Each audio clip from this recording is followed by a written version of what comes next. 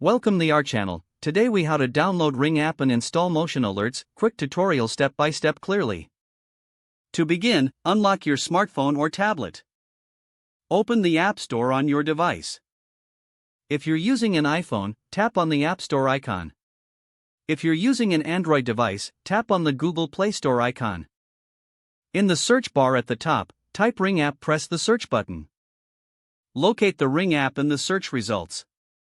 It should feature the Ring logo. Tap on the Ring app to open its details page. Next, select the Download or Install button. Wait for the app to download and install on your device. Once the installation is complete, tap Open to launch the app. You will be prompted to sign in or create a new account. If you already have an account, enter your login credentials. If you need to create an account, follow the prompts to sign up. After logging in, navigate to the Settings section. Look for the Motion Alerts option. Tap on Motion Alerts to view the settings. Enable Motion Alerts by toggling the switch to the on position. Adjust the alert preferences according to your liking.